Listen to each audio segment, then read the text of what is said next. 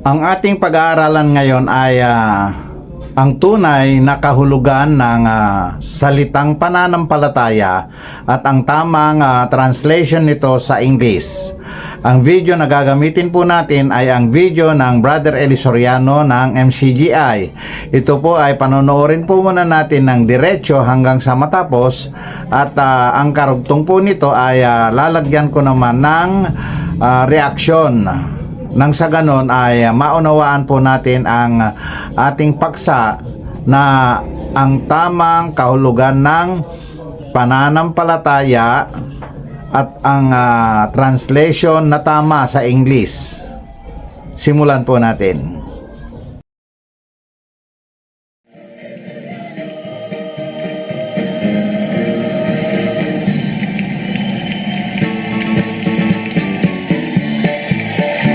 Brother Eli, ang tanong ko po ay ganito. Kung lolobin po ng Diyos na ako ay maanib, ano po ba ang karapat-dapat kong gawin upang makapanatili po akong tapat na lingkod ng Diyos? Maganda po ang tanong nyo, isang tanong ng nagpaplano na determinadong makatapos. Alam nyo, yan ang pinakamaganda sa mga tanong na inaantay ko sa mga tao. Sa ating pagtanggap sa paaral ng Diyos, ano dapat nating gawin?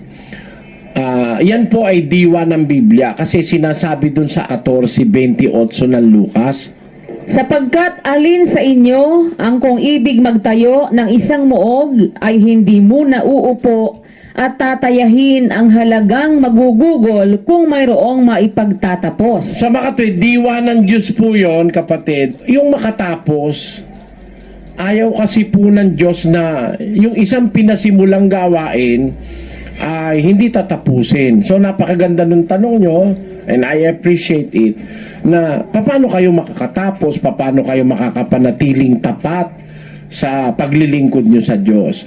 Iisa lang naman po ang paraan, kapatid. Para tayo makatapos, makapanatiling tapat, may hinihingi po ang kasulatan. Babasahin natin sa 2 Timoteo 4:6 hanggang 8. Ganito po ang sinasabi ng kasulatan. Pakinggan nyo. Sapagkat ako'y iniaalay na at ang panahon ng aking pagpanaw ay dumating na. Ito po'y sinabi ni Pablo nung mamamatay na siya. Apostol po siya ni Kristo. Nung mamamatay siya, sabi niya, ako'y iniaalay na. Ang panahon ng pagpanaw ko dumating na. Anong ginawa niya? Nakipagbaka ako ng mabuting pakikipagbaka. Natapos ko na ang aking takbo. Iningatan ko ang pananampalataya. Nakita nyo ang sinabi ni Pablo? Nakipagbaka ako ng mabuting pakikipagbaka. Natapos ko na ang aking takbo. Iningatan ko ang pananampalataya. Yun po ang mahalaga, kapatid. Yung maingatan yung pananampalataya. Sabi nga sa English, kung babasahin po natin yan, I have fought a good fight. I have finished my course. I have kept the faith. I have fought a good fight. I have finished my course. I have kept the faith. So ang pinakamahalaga po, kapatid, para matapos mo, maingatan mo pananampalataya. To keep your faith. Paano po ba ang pag-iingat ng pananampalataya, kapatid? Sa 10:38 po ng Ebreo, ganito naman ang sinasabi. Ngunit ang aking lingkod na matuwid ay mabubuhay sa pananampalataya. At kung siya ay umurong, ay hindi kalulugdan ng aking kaluluwa. Ayan, para po maingatan ng pananampalataya, walang urong-urong dyan, kapatid. Pag inumpisahan mo, dire-diretso yan. Iingatan mo yung pananampalataya mo, at para maingatan yung pananampalataya, ito naman po ang kailangan para makadire-diretso ka. Nasa Kolosas po yan, 1:23. Kung tunay na kayo'y mamamalagi sa pananampalataya na nababaon at matitibay at di makilos sa pag-asa sa ebanghelyo na inyong narinig. Ayon, sa ebanghelyo po kayo mag-foundation. Kung tunay na kayo ang wikay, mamamalagi sa pananampalataya, if you are really going to continue in faith, nababaon, matitibay, di makilo sa pag-asa sa kay Brother Eli? Hindi po. Ang tao namamatay, nawawala. Maaari pong bukas makalawa sa ilang panahon, mawala ako. Baka mamaya pag nawala ako, titigil na kayo. Hindi po ganun. Ang kailangan, mamamalagi sa pananampalataya, nababaon, matibay, di makilos sa pag-asa sa ebanghelyo na inyong narinig.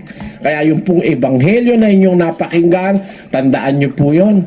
Mawawala po kami, pero yun mananatili. Ang salita ng Diyos, mananatili hanggang sa mawala ang langit at ang lupa. Ang sabi ni Kristo, ang langit at ang lupa'y lilipas, ang salita ko ay hindi lilipas. Yun po ang panghawakan nyo. Yun ang pinakamagandang paraan ng pagtatapat. Manghawak po kayo sa ebanghelyo, sa salita ng Diyos. Yun ang lagi nyong titignan. Halimbawa, may nagkamali sa inyo, may nagkasala sa inyo, hindi naman po yun ang pinasukan nyo eh. Ang pinasukan nyo yung aral. Bayaan mong magkamali sila, at tuloy kayo sa aral at kayo magiging dapat sa Diyos. Yun po ang sabi dyan.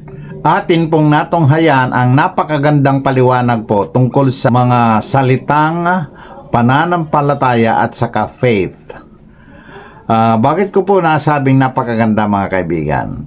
Sapagkat ang salitang ito ay pagdating po sa word na pananampalataya sa ating wikang Tagalog ay tama po yan. Sapagkat ang kahulugan ng pananampalataya ay pagsunod na may tamang paggawa or paggawa may tamang pagsunod. Yan po ang katotohanan na kahulugan ng pananampalataya. Etong word na ito mga kababayan ay madalas na isinasalin sa English na faith or belief. Mali naman po yon. Sapagkat ang tama naman salin sa English ito ay obey. Yan po ang ating naobserbahan dito sa ating pag-aaral at panonood ng video na ito. Sa buong daigdig mga kababayan, ang English version na Bible ay ginagamit madalas ang faith para sa kaligtasan. Katulad po ang nakasulat sa John 3:16. Basahin po natin. Ang atin pong mababasa sa John 3:16 ay ganito po. For God so loved the world that He gave His only begotten Son, that whosoever believeth in Him should not perish but have everlasting life. Sa mga ibang salin mga kaibigan, ang mababasa po natin ay sa halip na believeth ay whosoever have faith in Him. Yan po ang dalawang mga nagpapalitan na ginagamit nila na salin sa English pagdating sa word na pananampalataya. Ayon po sa aking pagsasaliksik mga kaibigan, yan po ay maling salin. Ang tama po ay sa Tagalog na pananampalataya. Ang dapat po nagagamitin dyan na word ay obey. Yan po, tatandaan po natin. Napakarami na pong nailigaw sa buong daigdig na ito dahil ginagamit po kasi dyan na faith or believeth. Ngayon, dito sa aking paglalatag ng tamang kahulugan ng pananampalataya ay sana po ay maraming mabuksan ang pangunawa tungkol sa mga salitang ito, sapagkat ito po ay nakapangliligaw na po yan. Kapag ang ginagamit mong salita ay faith, ligaw na po yung word na yan. Panoorin po natin ang video at ating himay-himayin yung mga paggamit ng salita na yan upang maunawaan po natin ang word na faith at saka pananampalataya. Dan Eli, ang tanong ko po ay ganito. Kung lolobin po ng Diyos na ako ay maanib, ano po ba ang karapat-dapat kong gawin upang makapanatili po akong tapat na lingkod ng Diyos? Maganda po ang tanong nyo, isang tanong ng nagpaplano na determinadong makatapos. Alam nyo, yan ang pinakamaganda sa mga tanong na inaantay ko sa mga tao. Sa ating pagtanggap sa paaral ng Diyos, ano dapat nating gawin? Yan po ay diwa ng Biblia kasi sinasabi dun sa 14:28 ng Lucas. Sapagkat alin sa inyo ang kung ibig magtayo ng isang muog ay hindi muna uupo at tatayahin ang halagang magugugol kung mayroong maipagtatapos. Sa mga tuwid, diwa ng Diyos po yon, kapatid. Yung makatapos, ayaw kasi po ng Diyos na yung isang pinasimulang gawain ay hindi tatapusin. So napakaganda ng tanong nyo and I appreciate it na paano kayo makakatapos, paano kayo makakapanatiling tapat sa paglilingkod nyo sa Diyos. Iisa lang naman po ang paraan, kapatid. Para tayo makatapos, makapanatiling tapat, may hinihingi po ang kasulatan. Babasahin natin sa 2 Timoteo 4:6 hanggang 8. Ganito po ang sinasabi ng kasulatan. Pakinggan nyo. Sapagkat ako'y iniaalay na at ang panahon ng aking pagpanaw ay dumating na. Ito po'y sinabi ni Pablo nung mamamatay na siya. Apostol po siya ni Kristo.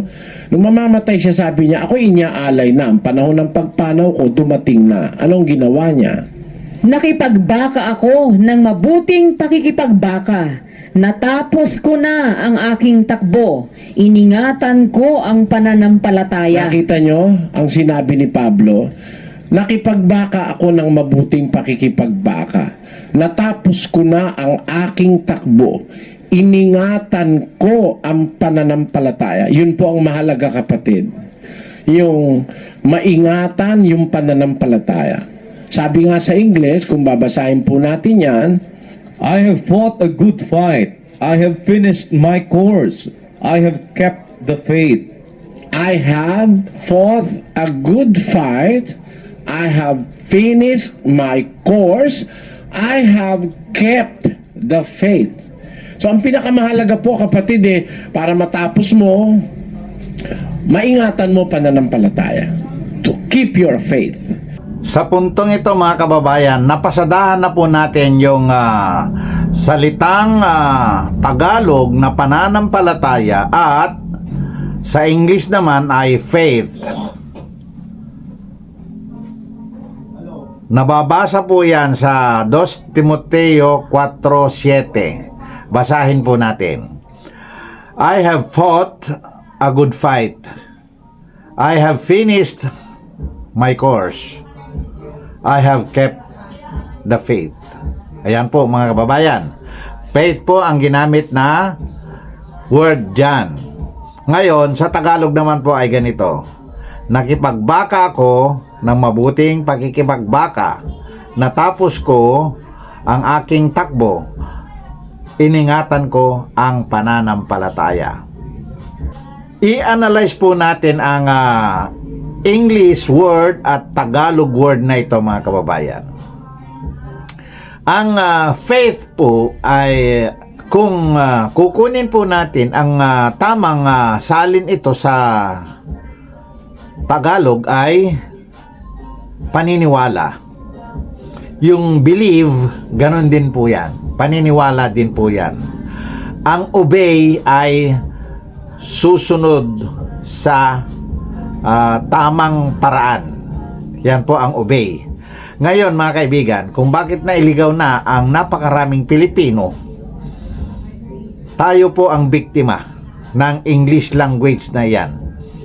Sa ating wika mga kababayan ay mayroon po tayong tamang word na ginamit sa Tagalog Bible. Ito na nga po yung pananampalataya. Ang believe or faith po kasi ay maniwala ka lang. Wala ka pong gagawin. Subalit, yung pananampalataya po ay may gagawin ka. Dapat po ay sumunod ka sa tamang pagsunod. Tamang step po yan. Tamang paraan. Ngayon, napakagaling po ang ating Brother Eli Soriano napakagaling na tao po yan. Pati po sa grammar, napakataas niya sa grammar. Ngayon, ang word na ito ay ginagamit niya. Faith or believe or belief. Yan po, ginagamit po niya yan. Bakit po? Upang mailigaw po ang karamihan na hindi nagsasaliksik ng katotohanan tungkol sa faith. Ngayon po ay sinasabi ko na buong Amerika, lahat ng English-speaking countries, ligaw po ang kanilang pananampalataya, mga kaibigan. Isa pa, dito po sa Pilipinas, bakit po kaya tama ang word na ating ginagamit sa Biblia? May hula po kasi na dito po sa Pilipinas magmumula ang pagliligtas ng ating Panginoon. Ngayon, mga kababayan, etong faith or believe na ginagamit sa Bible na sinasabi ko naman na dapat yan ay ating suriin mabuti kung tama nga ba sa paggamit o hindi. Sapagkat kahit sa John 3:16 po, mali rin. Basahin po natin. Ganito po ang ating mababasa sa John 3:16, mga kababayan. For God so loved the world that He gave His only begotten Son, that whosoever believeth in Him should not perish, but have everlasting life. Napansin po natin, doon po sa 2 Timoteo 4:7, faith ang ginamit. Dito po sa John 3:16, believeth naman ang ginamit. Kapag isinalin po natin yan sa Tagalog, ay pareho po ang ibig sabihin yan. Ang katumbas na salita, naniniwala or paniniwala. Maniwala or naniniwala. Yan po ang mga katumbas. Hindi po yan pananampalataya. Tandaan po natin yan. Hindi po yan pananampalataya. Paano po ba ang pag-iingat ng pananampalataya, kapatid? Sa Gis 38 po ng Ebreo, ganito naman ang sinasabi. Ngunit ang aking lingkod na matuwid ay mabubuhay sa pananampalataya. At kung siya ay umurong, ay hindi kalulugdan ng aking kaluluwa. Ayan, para po maingatan ng pananampalataya, walang urong-urong dyan, kapatid. Sa punto pong ito ay nagamit na naman po yung word na pananampalataya.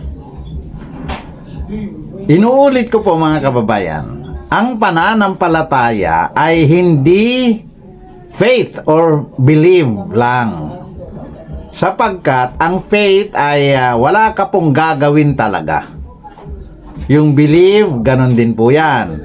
Ang pananampalataya po na salita ay mayroon ka pong gagawin, kaya dapat ang katumbas na salita yan sa English ay obey or obedience or obedient or obedient to the truth. Yan po ang mga grupo ng mga words sa English na pwedeng ipalit sa word na pananampalataya. Kaya nga po dito sa Pilipinas, sa atin ngayon, napakarami na pong nailigaw sa pagre-religion. Lahat po yan. Lahat po ng mga born again na yan, nailigaw na po. Dahil nga sa English version ng Bible na yan. Ang MCGI po ay isa na rin na nailigaw sapagkat gamit-gamit po nila yan. English version ng Bible na maling salin. Etong si Brother Eli Soriano na napakatalino, mga kababayan, ay bakit hindi niya pinuna? Bakit hindi niya ipinus na sundin dapat ang tamang salin ng English? Huwag sana niyang ginagamit ang maling salin ng English. Huwag sana niyang ginagamit ang word na faith and believe dyan sa mga talata na ginamit niya ngayon. Ngayon, meron tayong babasahin na talata, mga kababayan, Sa Jeremias 23:30 ay ganito po ang ating mababasa sa English. Therefore, behold, I am against the prophets, saith the Lord, that is still my words, every one from his neighbor. Sa Tagalog po ay ganito ang ating mababasa. Kaya't narito, ako'y laban sa mga propeta, sabi ng Panginoon, na ninanakaw ang bawat isa ang aking mga salita sa kanyang kapwa. Ganito po ang masasabi ko dyan, mga kaibigan.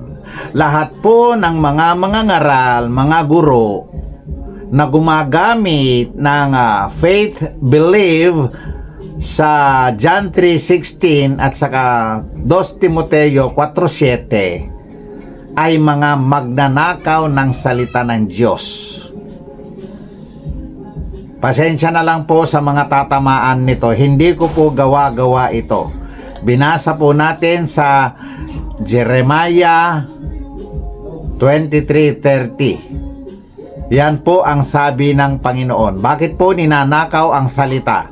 Dapat po, yung tamang salita po dapat ang ibigay nila sa mga tinuturuan nila upang hindi po mailigaw. Ngayon po, ninakaw po nila yung salitang obey, inilihim, itinago, pinalitan ng mga salitang wala ka nang gagawin ay maliligtas ka na. Ngayon, hanggang sa panahong ito mga kababayan, ang Efeso 2:8, 9 at saka 10, matagal na po nilang dinidiskusyon na yan. Lahat po ng mga ngaral, hindi po magkakasundo-sundo dyan. Sapagkat maraming naninindigan na sumampalataya ka ay maliligtas ka. Sa Tagalog, tama po yan. Pagdating po sa English, faith and believe na naman ang mailalatag na word doon. Maniwala ka lang daw ay maliligtas ka. Lahat po ng English speaking people, lahat po ng mga pastor na gumagamit po yung English Bible na ganyan po ang salin, tiyak po yan. Hindi po sila makakakita ng kaligtasan, mga kaibigan. Ligaw po yan, mga kaibigan. Tandaan po yung sinasabi ko. Wala pong makakasumpong ng kaligtasan na gumagamit ng English Bible na yan. Yung mga talata po na binigay ko, tandaan po ninyo. John 3:16, 2 Timoteo 4:7, Efeso 2:8-9 at saka 10. Tandaan po ninyo yan. Wala pong mga religion na makakaasa ng kanilang kaligtasan. Bakit po? Nakasulat po sa Biblia yung mga yan. Hindi ko po sariling gawa-gawa lamang na salita. Ibig po sabihin ng aking sinasabi, yan po ay naunawaan ko sa pamamagitan ng aking pag-aaral, pagbubulay-bulay at pagbabasa naman ng Biblia. Yan po ay aking natutunan. Tinanggap ko mula sa Biblia po yan. Hindi ko po tinanggap kung kani-kanino man na tao dito sa daigdig na ito. Kaya tayo po ngayon, panahon na po para tayo magsuri. Pansinin po ninyo itong mga salitang ito dahil mahalaga po ito, dahil ito po ay tungo sa ating kailangan po natin ito sa pagsasaliksik ng ating kaligtasan, mga kababayan. Tuloy po natin ang video. Pag inumpisahan mo, dire-diretso yan. Iingatan mo yung pananampalataya mo, at para maingatan yung pananampalataya, ito naman po ang kailangan para makadire-diretso ka. Nasa Colosas po yan, 1:23. Kung tunay na kayo'y mamamalagi sa pananampalataya na nababaon at matitibay at di makilos sa pag-asa sa ebanghelyo na inyong narinig. Ayon, sa ebanghelyo po kayo mag-foundation. Kung tunay na kayo ang wikay, mamamalagi sa pananampalataya, if you are really going to continue in faith, nababaon, matitibay, di makilos sa pag-asa sa kay Brother Eli, hindi po. Ang tao namamatay, nawawala. Maaari pong bukas makalawa sa ilang panahon, mawala ako. Baka mamaya pag nawala ako, titigil na kayo. Hindi po ganun. Ang kailangan, mamamalagi sa pananampalataya, nababaon, matibay, di makilos sa pag-asa sa ebanghelyo na inyong narinig. Kaya yung pong ebanghelyo na inyong napakinggan, tandaan nyo po yun.